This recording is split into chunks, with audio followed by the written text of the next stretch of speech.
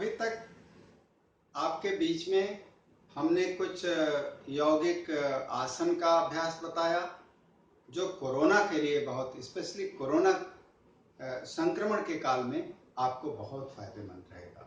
साथ में हमने आपके बीच में कुछ प्राणायाम रखे जो ब्रीदिंग एक्सरसाइजेज हैं, वो भी इस माहौल में आपके इम्यूनिटी को विकसित करने में बहुत सहायक होगा। अब आइए कुछ ऐसी चीज़ों की बात करें जो हम अपने घर पे तैयार कर सकते हैं।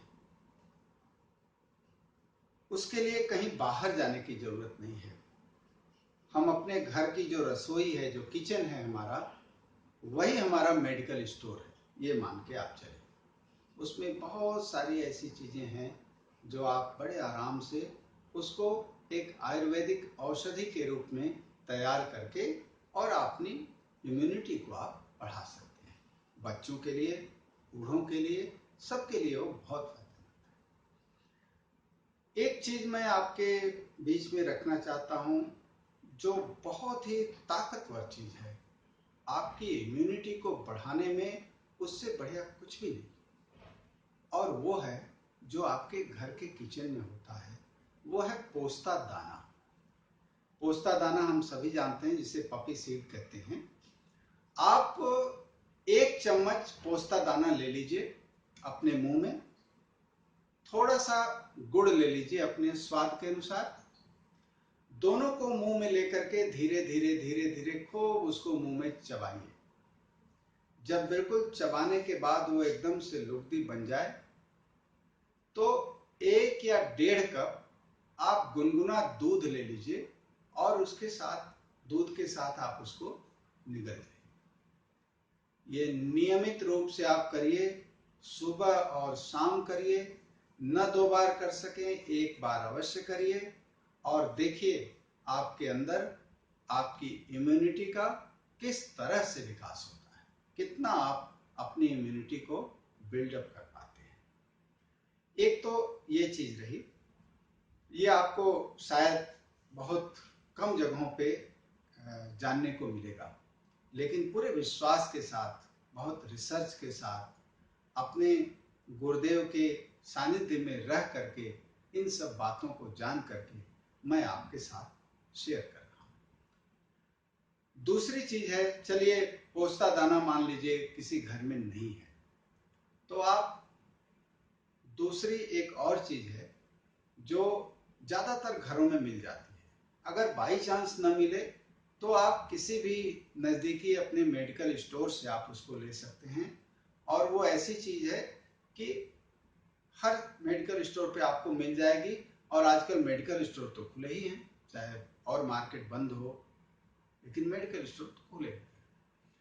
त्रिफला का नाम आप सबने सुना होगा, लेकिन उसके खाने के तरीके को आप शायद उस तरह से न जानते हो जिस तरह से मैं आपको बताना चाहता हूँ। त्रिफला बहुत ही गुणकारी है। वो हमारे शरीर में जो कफ, पित्त और वात है उसमें संतुलन बनाता है। और त्रिफला को अगर हम सुबह खाएं तो वो हमारे शरीर के लिए पोषक का काम करता है, और अगर हम रात को खाएं तो हमारे शरीर के लिए वो रेचक का काम करता है। ये दोनों अंतर है। एक ही त्रिफला आप सुबह खाएंगे अलग फायदे हैं, रात को खाएंगे तो अलग फायदे हैं। दूसरी चीज ये है कि त्रिफला आप सुबह आप 1 चम्मच आप त्रिफला ले लीजिए, और उसमें अगर थोड़ा आप शहद मिला लें, थोड़ा सा अपने स्वाद के अनुसार। और शहद डायबिटिक लोग भी थोड़ा सा शहद ले सकते हैं, उसमें कोई नुकसान उनको नहीं है। दोनों को मिला लें, मुंह में डाल लें और गुनगुना पानी 1 गिलास, आधा गिलास पी लें। ये आपके सुबह जब आप करेंगे तो आप दिन भर आपको ताकत से भरपूर रखेगा। ये त्रिफला का बहुत बढ़िया गुण है। और दूसरा, रात को अगर आप लेते हैं तो ये ध्यान रखिए कि करीब आधे घंटे खाना खाने के बाद, मतलब खाना खाने के आधे घंटे बाद या 45 मिनट बाद आप 1 चम्मच त्रिफला चूर्ण मुंह में खा लीजिए और 1 या आधा कप गुनगुना दूध पी लीजिए। ये चीज आपको कहीं नहीं मिलेगी। ये बहुत कम लोग जानते हैं कि त्रिफला हम दूध के साथ भी खा सकते हैं। आप दूध के साथ रात को त्रिफला खा के देखिए, 2-3 दिन लगातार खाइए, नियमित रूप से खाइए, आपके पेट को बिल्कुल क्लीन कर देगा। कहीं कोई आपके पेट से संबंधित अगर कोई गड़बड़ी है, कॉन्स्टिपेशन है या ठीक से पेट साफ नहीं होता है, ये सब प्रॉब्लम को आपका ये त्रिफला जो है ये दूर कर देगा, अगर आप रात में उसको दूध के साथ ले रहे हैं। तो ये त्रिफला का आपको मैंने गुण बताया, उसके खाने का तरीका बताया और आजकल बहुत प्रचलित भी है, बहुत अच्छा भी है, गुणकारी भी है, आपकी इम्यूनिटी के लिए बहुत अच्छा है। वो हम सब घरों में देखते हैं, सभी जगह आजकल मैसेज से और माध्यमों से हमें जानकारी मिलती है काढ़ा की।